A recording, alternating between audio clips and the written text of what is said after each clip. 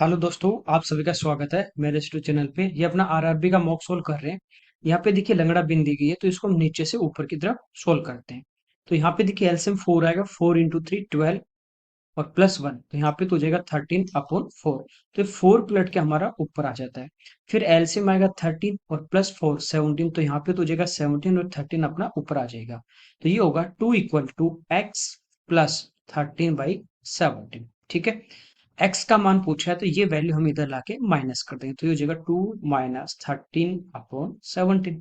17 LCM आएगा 34 और minus 30/17। ठीक है, तो यहाँ पे देखिए ये हमारे पास आ गया 21/17। ठीक है, अगला देखिए यहाँ पे कह रहा है thrice the square of a natural number, कि एक अपने पास नेचुरल नंबर है उसके स्क्वायर का 3 गुना। जैसे एक्स एक नंबर है तो इसका स्क्वायर हो जाएगा एक्स स्क्वायर और इसका 3 टाइम हो जाएगा इंटू 3।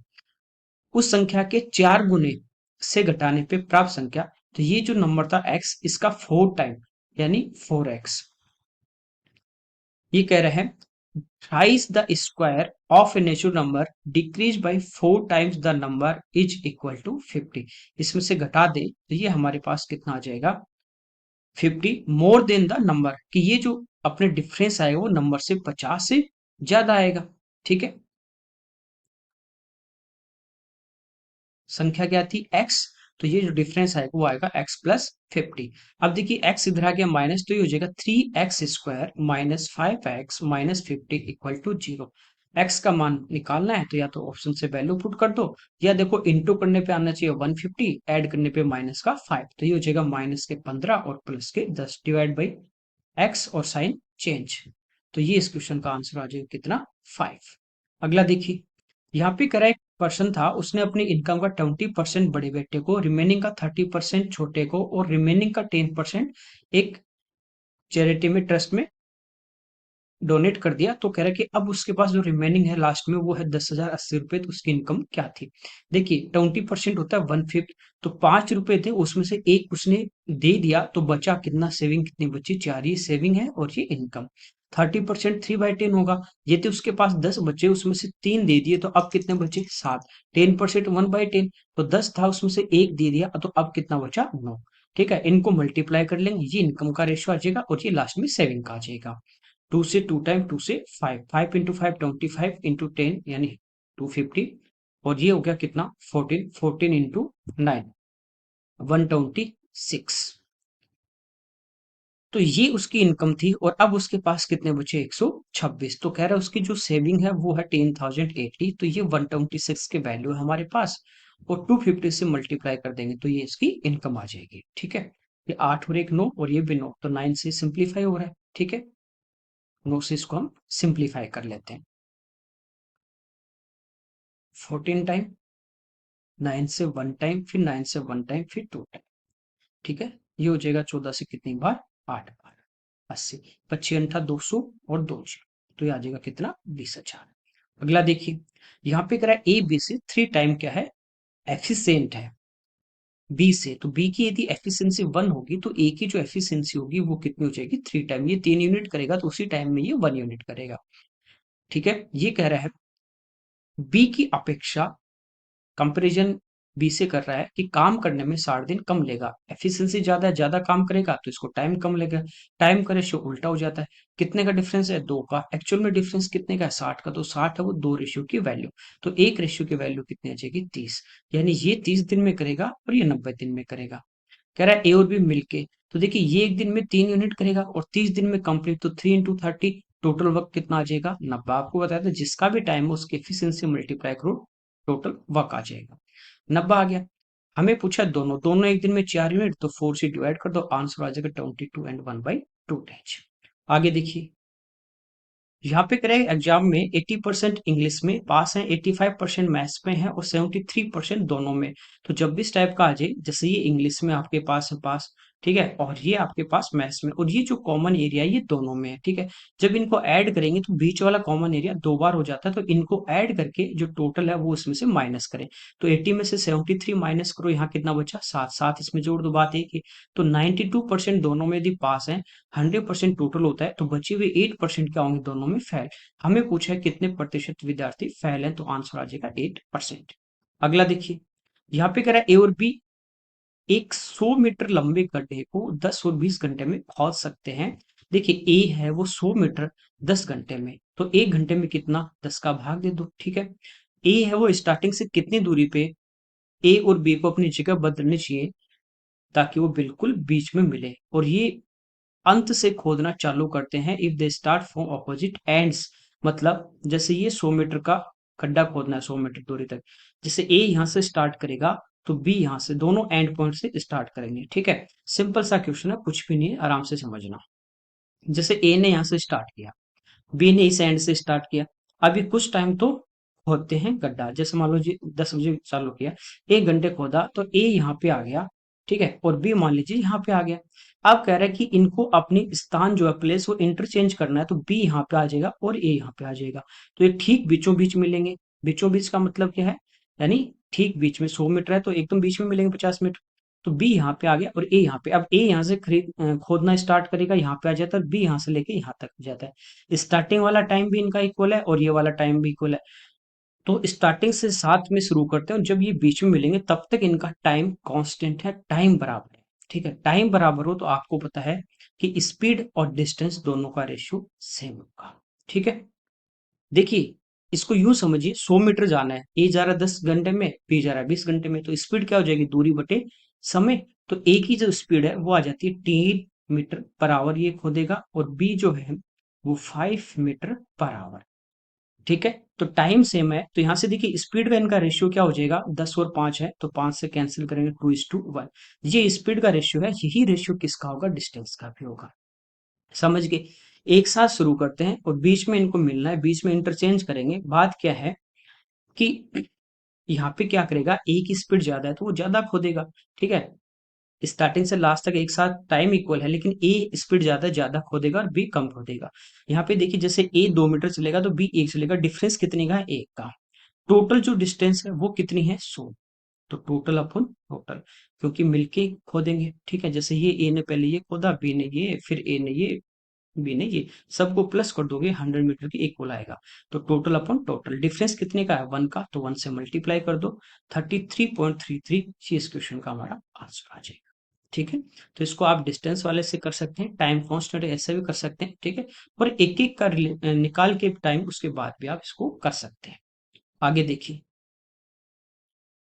एक आर्टिकल है उसको 10% प्रॉफिट पे सेल किया जाता है, 100 रुपए कम में खरीदी होती और 20 रुपए ज्यादा में सेल की हुई थी, तो प्रॉफिट होता है 20%। देखिए 10% की बात करें, 1/10 प्रॉफिट पे बेची गई, यानी 10 उसका सीपी था तो एक का प्रॉफिट। ठीक, तो सीपी यदि हमारे पास 10 है तो उसका एसपी कितना होगा, 11, 10 और 11 का रेशियो होगा। इनको मल्टीप्लाई कर देता हूँ कौन से एक्स से, तो कोस्ट प्राइस था 10x, सेलिंग प्राइस कितना था 11x। अब ये कह रहा है कि उसको 100 रुपए कम में परचेज करता तो पहले वाला जो कोस्ट है इसमें से 100 घटा दे, और 20 ज्यादा में सेल करता तो ये जो सेलिंग प्राइस जिसमें 20 जोड़ दे, तो ये कॉस्ट प्राइस होगा, ये सेलिंग प्राइस। अब इनका जो रेशियो है प्रॉफिट है वो 20%, यानी 1/5, तो कॉस्ट यदि 5 होगा और एक का लाभ तो कितना, 6, ये रेशियो होगा। यहां से बस इसको सिंप्लीफाई कर लेंगे, 60x - 600 equal to 55x plus 100। 55 इधर आ गया, 5x इक्वल टू 700, तो x की वैल्यू हमारे पास आ जाती है 140। हमें कह रहा है कोस्ट प्राइस क्या होगा, तो कोस्ट प्राइस कितना था 10x, तो 140 गुना 10 यानी 1400। आगे देखिए, कह रहा है एबीसी है जो एक वर्क को 10 डेज में फिनिश कर रहे हैं, ए का जो टाइम है बी और सी के एक साथ टाइम से थ्राइस टाइम, यानी ए अकेला करे और बी और सी मिलके करें, तो ये एक दिन में करेंगे तो ए करेगा 3 दिन में। ठीक है, 3 गुना टाइम लेता है। फिर कह रहा है बी का जो टाइम है वो ए और सी के एक साथ जो टाइम है टुगेदर विद उससे 4 टाइम है, ये एक दिन में करेंगे तो ये 4 डेज में करेगा। ये हमारे पास टाइम का रेशियो है। अब हमारे पास क्या है, टोटल टाइम, टोटल टाइम और टोटल एफिशिएंसी हो तो मल्टीप्लाई करेंगे तो टोटल वर्क आ जाएगा। ठीक है, यहां से देखिए एफिशिएंसी की बात करें, ये हमारा एक दिन में करेगा एफिशिएंसी, यानी एक दिन में 1 यूनिट करेगा तो ये 3 करेंगे। और यहाँ से एफिशिएंसी की बात करें, ये 1 यूनिट करेगा तो ये 4 करेंगे। अब एफिशिएंसी आपकी क्या होनी चाहिए, इक्वल। जैसे मिलके यहाँ पे 4 यूनिट कर रहे हैं और ये मिलके तीनों ही 5 यूनिट कर रहे हैं, अलग अलग तो नहीं होगा, तीनों ही काम करने वाले हैं, तो एफिशिएंसी इक्वल होनी चाहिए। तो इसको तो हम 4 से मल्टीप्लाई कर देंगे, ठीक है, इधर भी 4 से कर दिए। इसको हम मल्टीप्लाई कर देंगे जो इधर एफिशिएंसी का टोटल था 5 से, ठीक है। टोटल एफिशिएंसी कितना काम कर रहे हैं, 20 यूनिट, और ये भी कितना कर रहे हैं, 20, इक्वल हो गया। अब देखिए ए 20 में से कितने यूनिट कर रहा है, 5। यहाँ देखिए बी कितना कर रहा है, 4, 5 4 9, तो सी कितना करेगा, 11। तीनों की एफिशिएंसी आ गई। तीनों इस काम को कर रहे हैं 10 दिन में, तो 10 गुना 20 ये टोटल काम आ गया, ठीक है। हमें पूछा ए अकेला एक दिन में कर रहा 5 यूनिट, ये करने में कितना लगा, डिवाइड बाई 5, ठीक है। तो ये आंसर आ जाए कितना, 40 डेज। आगे देखिए, 2 आदमी 5 औरत एक काम को 12 दिन में, 5 आदमी 2 औरत उसी काम को 9 दिन में, तो कितने दिन में 3 औरत इसी काम को करेंगे। अलग अलग स्टेटमेंट दिया, एंड वाला मतलब मिलके कर रहे हैं, तो आपको बताया यहाँ से हम इनकी एफिशिएंसी निकाल लेंगे। तो देखिए 12 को इधर मल्टीप्लाई करते हैं, 24 मैन प्लस 60 वुमेन, यदि एक दिन में करवाना तो इतने लोगों की आवश्यकता। सेम वर्क ये कर रहे हैं, इधर अपन 9 से मल्टीप्लाई कर देंगे, तो 45 मैन प्लस 18 वुमेन, ये भी इसको एक दिन में करेंगे, यहाँ से इनको इक्वल। 24 इधर आके माइनस हो जाएगा, तो ये बचेंगे 21 मैन, इक्वल टू 18 इधर आके माइनस हो जाएगा, ठीक है, तो ये हो जाएगा कितना, 42 वुमेन। ये इनके अपने पास एफिशिएंसी आ जाती है कि आदमी एक दिन में 2 यूनिट करेगा, तो औरत है वो एक दिन में कितने यूनिट करेगी, एक करेगी। कार्य क्षमता की एफिशिएंसी आ गई, ठीक है। अब किसी भी इक्वेशन में आप रख के इसको सोल्व कर लीजिए। एक आदमी एक दिन में 2, तो 2 आदमी कितना करेंगे, 4 यूनिट। एक औरत एक दिन में 1, तो 5 कितना, 5, 5 और 4 9, तो एक दिन में काम कितना हो रहा है, 9 यूनिट। कितने दिन काम चला, 12 दिन, ठीक है, मल्टीप्लाई कर दिया, ये टोटल वर्क आ गया। अब कह रहा है 3 औरत, तो एक औरत एक दिन में 1, तो 3 कितना करेंगे, 3, एक दिन में 3 करेंगे, तो ये पूरा करना 3 से 3 12 गुना 3 36, तो आंसर आ जाएगा 36 डेज। ओके, आप चाहो तो इधर रख लो, उससे कोई फर्क नहीं पड़ेगा। एक आदमी एक दिन में 2, तो 5 कितना, 10, और 2 औरत एक दिन में 1, तो 2 कितना, 2, 10 और 2 12, 12 गुणा 9, वही आएगा टोटल। टोटल से आपका यहाँ पे कोई फर्क नहीं पड़ेगा। आगे देखिए, यहाँ पे कह रहे हैं कि एलॉय है, मिक्सचर एलॉय का, उसमें कॉपर और जिंक है, उनका रेशियो 8:3 है। ये कह रहा है कि 16.72 केजी मिक्सचर है, उसमें से 3.44 केजी जिंक मिलाया जाता है, तो ये पहले अपने पास मिक्सचर था। ये किस रेशियो में, 8 और 3, तो टोटल है 16.72, टोटल अपॉन टोटल कितना, 11, इससे इसको डिवाइड कर देंगे 1 टाइम, ठीक है, फिर 5 टाइम, फिर 2 टाइम, 1 रेशियो की वैल्यू आ जाती है 1.52, तो 8 से मल्टीप्लाई कर दें, तो ये हमारे पास यहाँ पे क्या आ जाता है, कॉपर आ जाता है, ठीक है। इसको 8 से गुना कर देते हैं, 15 120 और 121, 12.16, ये तो कॉपर है। बाकी जो बचा वो हमारा क्या होगा, जिंक। तो देखिए जिंक पहले कितना था, नए वाले में इन दोनों का रेशियो पूछा है, जिंक पहले कितना था, तो 3 से मल्टीप्लाई कर दो, ठीक है, 4.56, और इसमें कितना और मिला रहा है, 3.44, 4 3 7 और 1 8, ये नया जिंक आ जाता है। पॉइंट हटाएंगे नीचे 2 जीरो, तो वो 2 जीरो आप इधर लगा दो, तो ये हमारे पास इनका रेशियो आ जाएगा, ठीक है। 4 से देखिए कैंसिल हो रहा है, 3 टाइम 0, और फिर 4 टाइम, ये भी 4 से कैंसिल हो रहा है, 100 में भाग दोगे 25, 25 घंटा 200, या 8 में डायरेक्ट दे दो। फिर देखिए 4 से हो रहा है, तो 4 से देखिए 7 टाइम, और फिर 6 टाइम, अच्छा, ठीक है, 4 से 50, फिर 2 से ये हो जाएगा 25, और 2 से ये हमारा हो जाएगा 38। तो ये देखिए हमारे पास कॉपर है, जिंक हमें पूछा है, नए वाले मिक्सचर में जिंक का कॉपर से उल्टा पूछा है, तो आंसर आ जाएगा 25:38। ये ध्यान रखना कि हो सकता है यहाँ पे 35 था, 35 की जगह 38 दे दे, तो डायरेक्ट बच्चे इसी को टिक कर दे, इतना ज्यादा ध्यान नहीं देते हैं, तो ये आप जरूर ध्यान देना कि पूछा किसके साथ रेशियो है। आगे वाला देखिए, यहाँ पे एक नल है, वो किसी टैंक को 8 आवर में फिल कर रहा है, जैसे ए है ये भर रहा है इसको 8 घंटे में। कह रहा है इसका आधा पार्ट यदि फिल हो जाए, भर जाए, तो उसी तरह के 4 नल और खोल दिए जाते हैं। मतलब यहाँ पे 4 नल और खोल दिए, बी सी डी ए।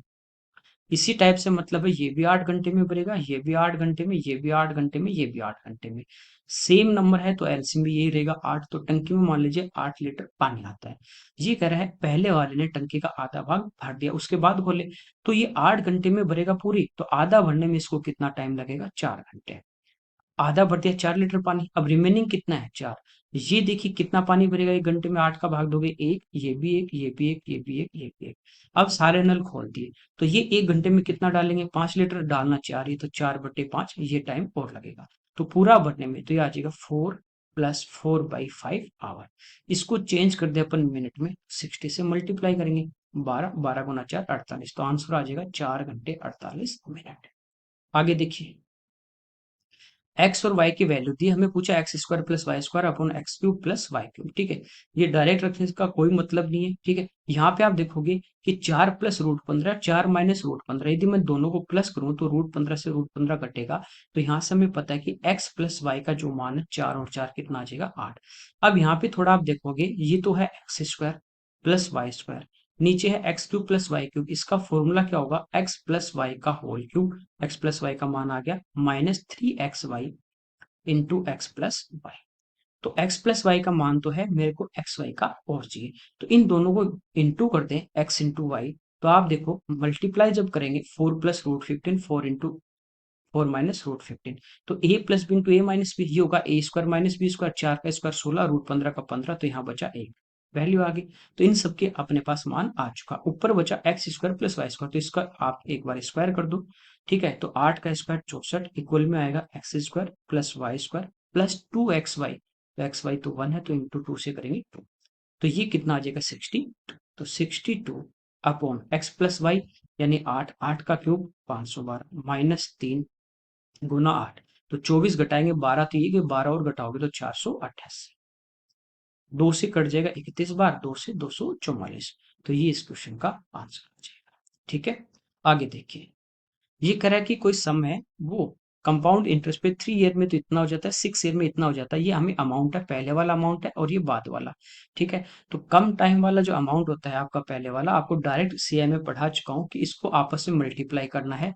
ये A1 है तो ये करना आपको A1 इंटू A1, और बाद वाले से डिवाइड कर दीजिए, ये आपके पास डायरेक्ट प्रिंसिपल आ जाता है, ठीक है। क्यों, क्योंकि आप इसको अमाउंट के फॉर्मूले में पुट करोगे, A = P × 1 + R/100 की होल पावर t।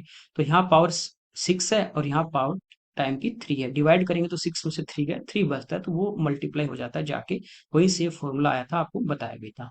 तो यहाँ पे देखिए 13,380, इसको आपस में गुना करना है, और बाद वाले से इसको हम क्या कर देंगे, डिवाइड। 20,070, 0 से 0 हमारा कैंसिल, 7 2 9, 9 6 15, तो 3 से डिवाइड हो रहा है, 6 3 18, 6 3 18, 9 3 27, ठीक है। अब ये देखिए, ठीक इससे 2 टाइम यानी 20, तो 0 आ जाएगा, और इसका जब अपन डबल कर देंगे तो ये इस क्वेश्चन का आंसर आ जाएगा 8,920, ठीक है।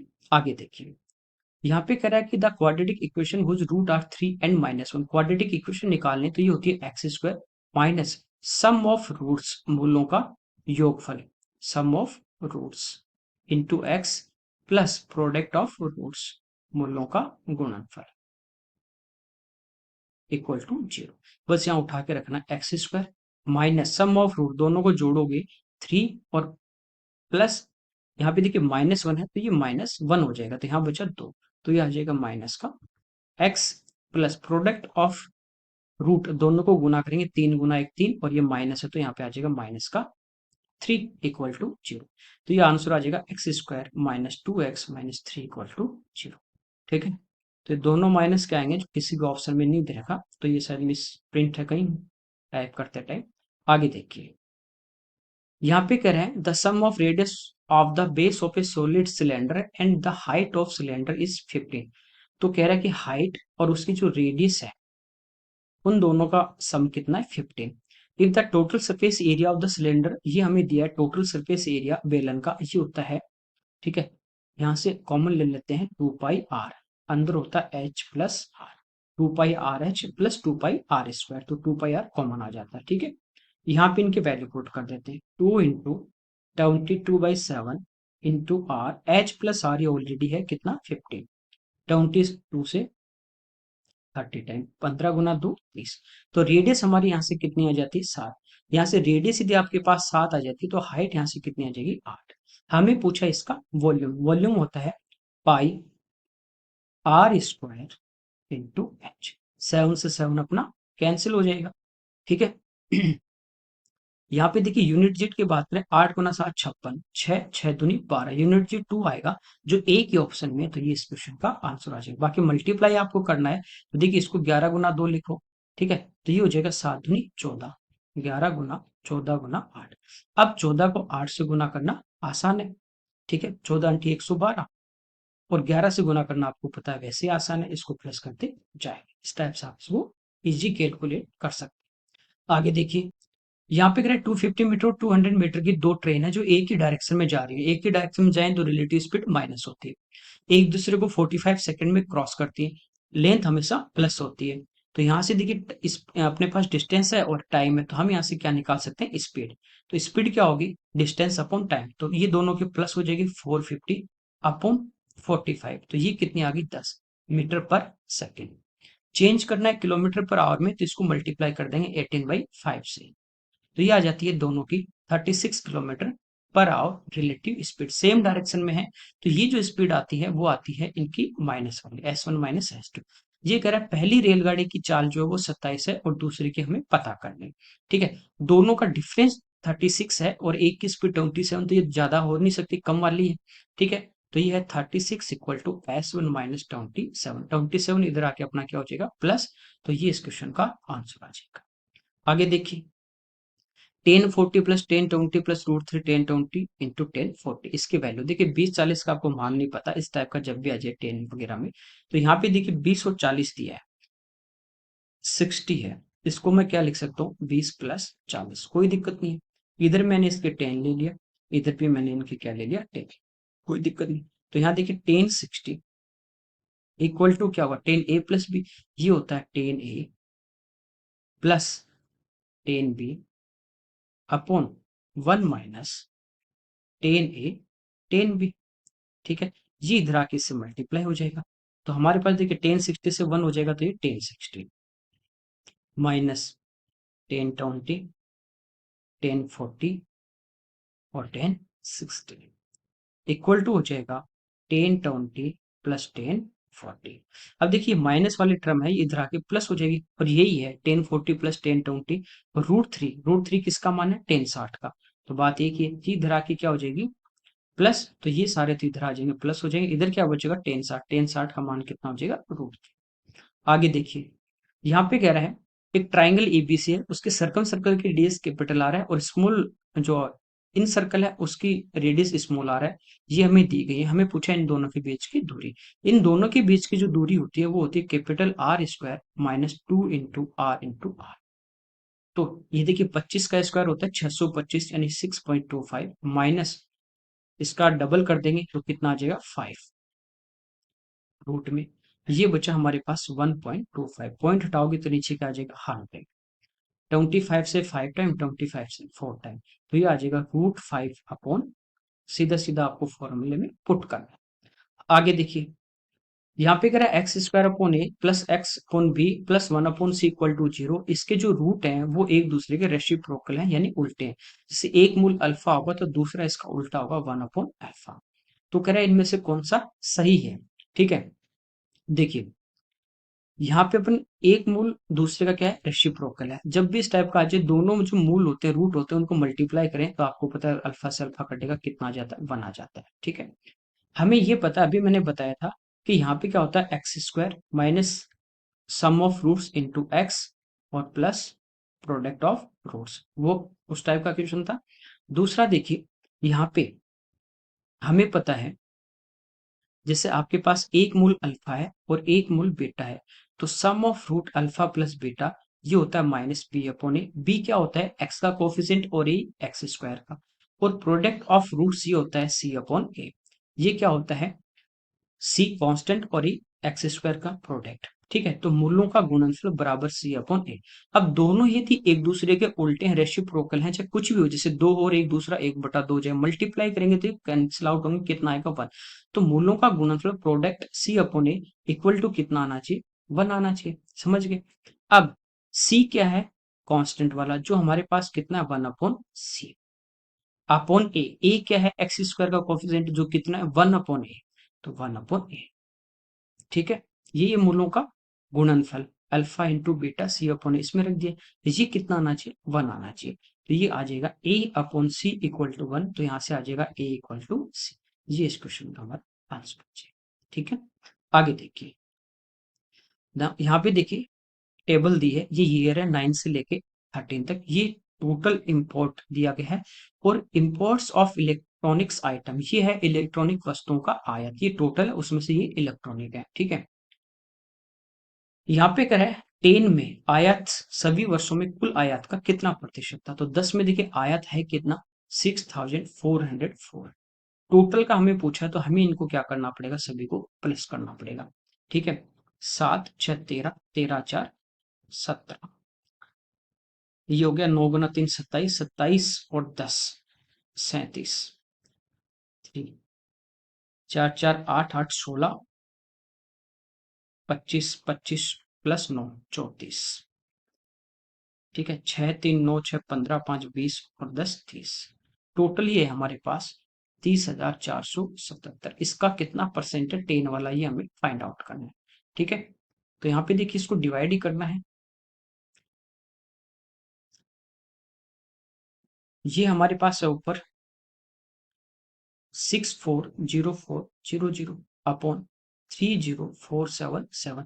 तो यहाँ पे देखिए 64,000 है, इसका ठीक डबल लेंगे तो वो इससे आसपास ही जाएगा, 30 का डबल होता है 60, तो 60,000 समथिंग जाएगा। ठीक है, 900 कुछ। तो यहाँ पे देखिए 2 बार इसका भाग जाएगा। अब दो वाले दो ऑप्शन यहाँ पे आ जाता है, 29 और 21। ठीक है, अप्रोक्स में हमें देखना है यहाँ पे। तो इसका जब डबल किया हमने, तो ये आ गया 14, 60,904। ये इसमें से अपन क्या करेंगे, माइनस कर देंगे। तो ये देखिए 64,040 था।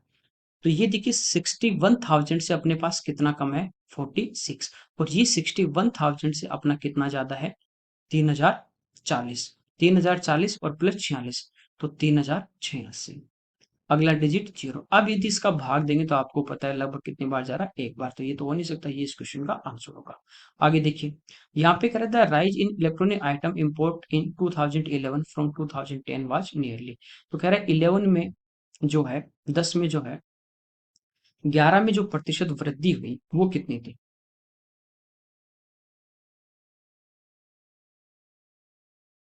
अच्छा, इलेक्ट्रॉनिक्स का पूछा है यहाँ पे, तो ये तो कम हो रहा है टोटल में। तो इलेक्ट्रॉनिक्स देखिए यहाँ पे 634 था और यहाँ पे कितना हो गया, 727, तो बढ़ रहा है। तो कितना इंक्रीज हुआ वो हमें फाइंड आउट करना है। अब देखिए ये 700 से कितना कम है, 66, और ये 700 से कितना ज्यादा है, 27। दोनों को हम क्या कर देंगे, प्लस कर देंगे। ठीक है, तो ये आ जाएगा 93, किससे, 634 से, और इंटू 100। ठीक है, यहाँ पे देखिए इसको थोड़ा सिंप्लीफाई कर लेते हैं। 9 3 12 4 10, ये 3 से तो हो नहीं रहा, 2 से हो रहा है, उससे कोई मतलब नहीं इतना। तो 9300 अपने पास, 634। तो इसमें डिवाइड करेंगे तो ये वन टाइम डिवाइड होगा, 930 में 634 का भाग नहीं। अब देखिए वन वाले दो ऑप्शन आपके पास है। ठीक है, इस टाइम आप देखा करो, दो ऑप्शन तो आपके वैसे हटके डायरेक्ट कुछ किया ही नहीं अभी तक। अब यहाँ पे देखिए 930 में से 634 माइनस करेंगे, 700 से ये कितना कम है अपने, ये 66 कम है 700 से, और ये 700 से कितना ज्यादा है, 230। तो 230 प्लस 66 कर देंगे, तो 296। अगला जी, 634 का इसमें भाग देना है। तो आप देखो इसमें भाग देंगे तो ये नियर कहाँ पे है, 3,000 के। इसको 5 से गुना करते हैं, 6 गुना 5, 3,000 के आसपास। तो अप्रोक्स यदि देखें तो ये कहाँ पे आना चाहिए, 15% के आसपास। ठीक है, आगे देखिए एकदम एग्जैक्ट पास पास में होते ना, तब अपन इसको और एकदम कैलकुलेट करते हैं, वरना इसकी जरूरत नहीं है, ऐसे आप डायरेक्ट आइडिया लगा लीजिए। आगे देखिए, यहाँ पे कह रहा है द इलेक्ट्रॉनिक आइटम है not been import in the year 2010। कह रहा है 10 में यदि इलेक्ट्रॉनिक्स आइटम को नहीं मंगवाया जाता है, then what will be the total import of the year. तो कह रहा है कि 10 का कितना होता है, तो 10 में टोटल कितना था, 6,404 है। इसमें से इलेक्ट्रॉनिक्स आइटम यदि आप हटा दें तो ये कितना होगा, ये हमें यहाँ पे फाइंड आउट करना है, 5,970। आगे देखिए, यहाँ पे कह रहे हैं what is the average import over all year, सभी का टोटल हमें एवरेज निकालना है। तो इन सबको प्लस करना है, 5 ईयर है, 5 का भाग दें। अब देखिए सभी को प्लस हमने पहले क्वेश्चन में किया ही था, ठीक है। यहाँ पे 30,477, और इसको किससे डिवाइड करना है, 5 से। तो 6 टाइम, फिर 0, फिर 9 टाइम, ठीक है। तो ये इस क्वेश्चन का हमारा आंसर आ जाएगा। आगे देखिए, यहाँ पे कह रहा है कि दो संख्याओं का एलसीएम उनके एचसीएफ का 12 टाइम है। जैसे एचसीएफ यदि हमारे पास एच है, तो एलसीएम की बात करें तो वो कितना हो जाएगा, 12 एच। एचसीएफ और एलसीएम का जो सम है वो 403 है, तो इन दोनों को जोड़ते हैं, 12 एच प्लस एच, तो कितना हो गया, 13 एच। इनका सम हमें दिया गया 403। तो यहाँ से देखिए एचसीएफ हमारे पास आ जाता है कितना, 31, ठीक है। एचसीएफ आ गया। एक नंबर 93 है, दूसरा नंबर फाइंड आउट करना है। तो एक नंबर 93 है, दूसरा नंबर मान लीजिए एक्स है। तो दो संख्याओं का गुणनफल, product of two number, equal to होता है एचसीएफ इंटू एलसीएम। तो एचसीएफ कितना आ गया, 31। एलसीएम कितना है, 12 एच, यानी 12 इंटू 30। 31 से कितने टाइम, 3 टाइम। 3 से कितनी बार, 4 टाइम। तो ये इस क्वेश्चन का आंसर। आगे देखिए, यहाँ पे कह रहा है 3√7 माइनस 4√5 से 5√7 माइनस 2√5 कितना देगा। तो ये ज्यादा है ना, तो इसमें से पहले वाला घटा देते हैं। तो 5√7 माइनस 2√5, इसमें से माइनस कर देंगे 3√7 माइनस 4√5। देखिए ये 5√7 है, ये 3√7 घटा देंगे तो बचेगा 2√7। ये माइनस के 2√7 और ये प्लस के कितने आ जाएंगे, 4√5। तो 4√5 में से सॉरी 2√5 घटा देंगे तो कितना बचेगा, 2√5। दोनों में 2 कॉमन आ जाएगा, तो ये इस क्वेश्चन का आंसर बचेगा। अगला देखिए, यहाँ पे देखिए इसको सिंप्लीफाई करना है। ये है 1/5 प्लस, यहाँ पे देखिए मिक्स फ्रैक्शन होती है तो यहाँ क्या होता है, प्लस होता है।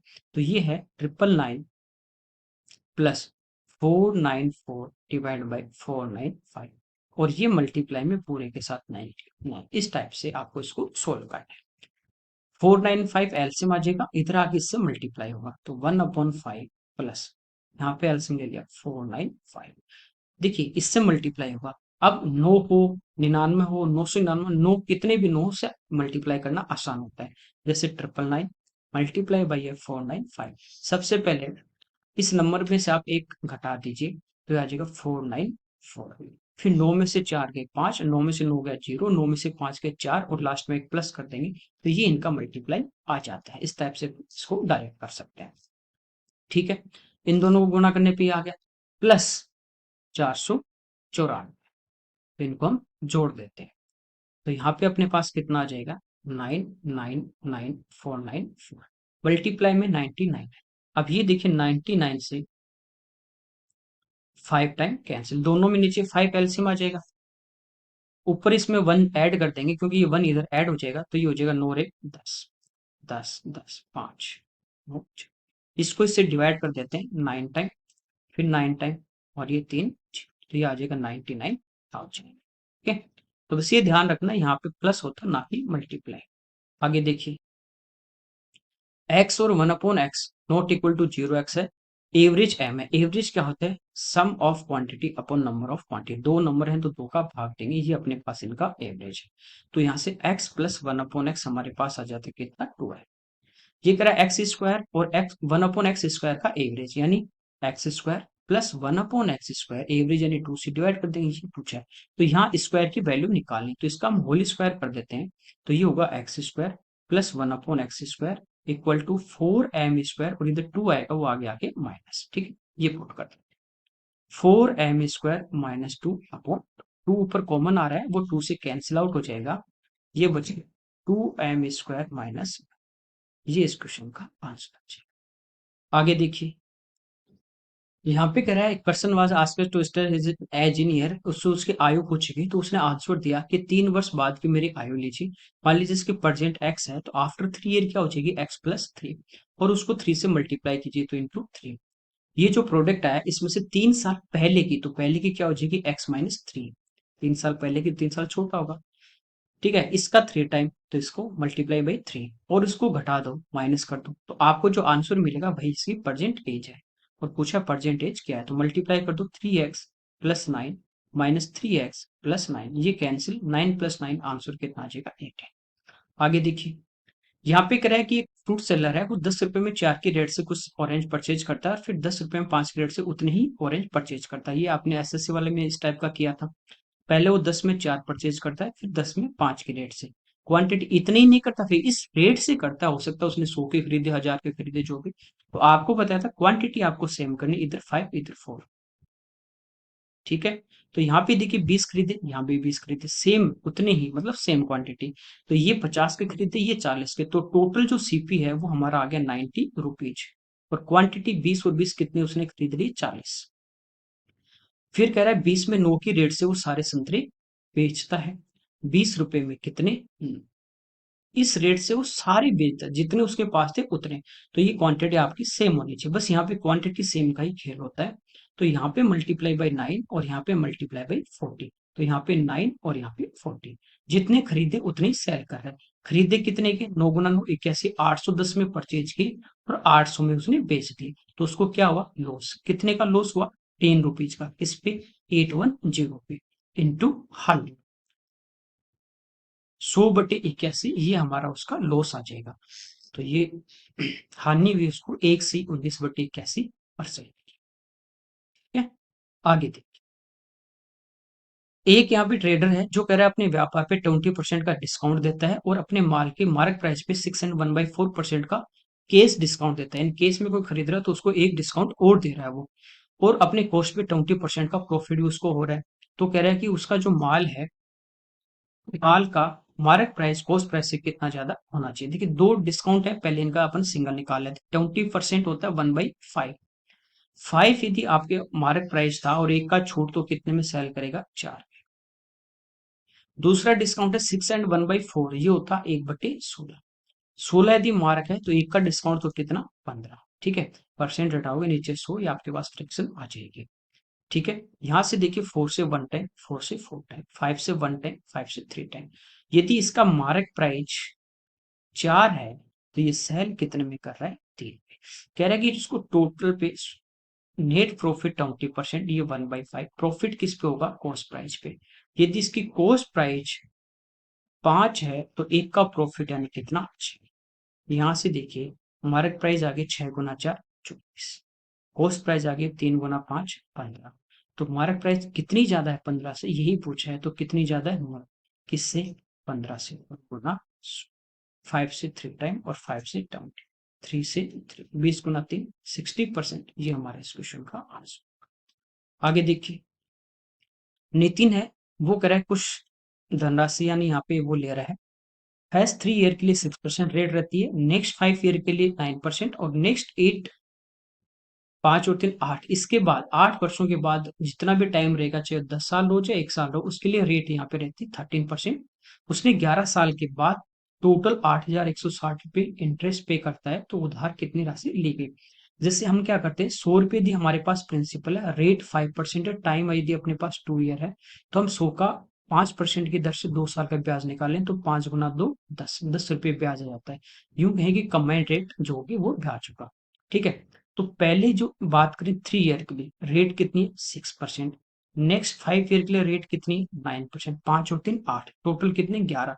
तो बचे कितने? 3 साल। तो 3 साल रेट इसको लगेगी कितनी? 9%, सॉरी 13%, है ना। तो ये कंबाइंड यहां से कितना आ गया? 18। ये कितना आ गया? 45। और ये कितना आ गया? 30। इनको प्लस करेंगे, टोटल हमारे पास इंटरेस्ट आ जाएगा। ठीक है। कब? जब यदि 100 रुपये ब्याज वो प्रिंसिपल होता। तो इनको प्लस कर लेते हैं। 40 30 70 10 80, 8 5 13, 13 और 9 22। ठीक है। तो ये हमारे पास कितना आ गया? 100। तो ये जो 8,160 है, ये 102 का मान दिया है और हमें 100 का मान निकालना है। ठीक इससे देखिए 8 से गुना करेंगे तो 816, तो ये आ गया 80। 80 गुना 100, आंसर आ जाएगा 8,000। आगे देखिए, यहाँ पे कह रहा है एक व्यक्ति है जो धारा की दिशा में डाउन स्ट्रीम में 15 किलोमीटर 1 आवर में जा रहा है। इसका मतलब डाउन स्ट्रीम में स्पीड क्या होगी? x प्लस वाई, 15/1 यानी 15। करंट की स्पीड है वो है 5, करंट की 5 है, तो x स्टिल वाटर में बोट की स्पीड कितनी हो जाती है? 10। कह रहा है कि सेम डिस्टेंस उसको जाना कितना? 15 किलोमीटर, लेकिन कहाँ पे? अप स्ट्रीम में। वो स्पीड होती है x माइनस वाई। तो समय पूछा है, समय होगा डिस्टेंस वो 15, x माइनस वाई 10 में से 5 गए 5, तो टाइम कितना लगेगा? 3 आवर। ओके। आगे देखिए, 2x minus 3y equal to 6, ये अपने पास इक्वेशन कह रहा है कि ग्राफ पे वाई एक्स किस बिंदु पे काटेगा ये लाइन। तो वाई एक्स पे एक्स क्या होगा, जीरो। तो एक्स के जो जीरो रखेंगे तो ये तो पूरा जीरो, तो यहाँ से आ जाएगा -3y इक्वल टू 6, तो y इक्वल टू -2, और x कितना, जीरो। x वैसे भी जीरो, आपको एक ही ऑप्शन में दे रखा, डायरेक्ट आप इसको टिक कर सकते हो। आगे देखिए, लोहे की तरह एक बेलनाकार रोड है, सिलेंड्रिकल रोड है, जिसकी हाइट है वो रेडियस से 8 टाइम है। रेडियस 1 होगी तो हाइट कितनी होगी, 8। 1 और 8 के रेशियो में इसको मेल्ट करके इसकी रेडियस से हाफ रेडियस की स्पेरिकल बॉल बनाई जाती है। तो कितनी बॉल बनेंगी, तो टोटल जो वॉल्यूम होगा वो इक्वल करना है। अब सिलेंडर का वॉल्यूम होता है पाई आर स्क्वायर, रेडियस 1 है, इंटू हाइट 8। स्पेयर जो होता है गोला, उसका वॉल्यूम होता है 4/3 इंटू पाई आर क्यूब। तो इसकी जो रेडियस है वो इसकी रेडियस से आधी है, तो एक का आधा यानी 1/, ठीक है। मान लीजिए कितने बॉल बनेंगे, इनको इक्वल कर देंगे, पाई से पाई हमारा कैंसिल, 2 इंटू 2, 4 से 4 हमारा कैंसिल। यहाँ बचा 3 दूनी 6, 6 इधर आके 8 से गुना होगा, आंसर आ जाएगा कितना, 48। आगे देखिए, यहाँ कह रहा है किसी खास महीने में 3 रविवार, 3 जो संडे हैं उनकी जो डेट है वो इवन नंबर में है, तो उस महीने की 15 तारीख किस दिन पड़ेगी, ठीक है। जैसे मान लीजिए रविवार आपका आ गया, संडे जो आपका आ गया वो आ गया 1 तारीख को, अगला कब आएगा, 7 दिन बाद 8 को, फिर 15 को, फिर 15 7 22 को, उसके बाद 29 को। तो यहाँ पे तो 2 ही आ रहे हैं।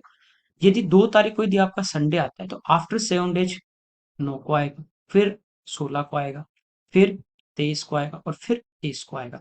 तो फरवरी को छोड़ दें, बाकी सब में 30 दिन आएंगे। तो यहाँ देखिए इवन नंबर में कितनी तिथि आ रही है, अपने पास डेट आ रही है 3, 3 ही आ रही है।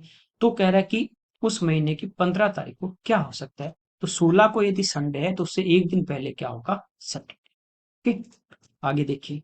चलिए, इस पेपर के हमारे 35 क्वेश्चन थे। Okay, thank you everyone.